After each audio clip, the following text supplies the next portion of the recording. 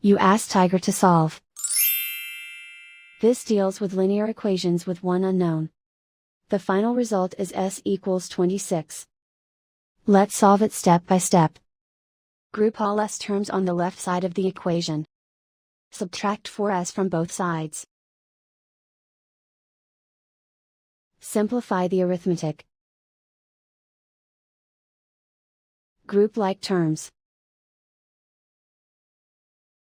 Simplify the arithmetic. Isolate the s. Divide both sides by -3. Cancel out the negatives. Simplify the fraction. Cancel out the negatives. Find the greatest common factor of the numerator and denominator.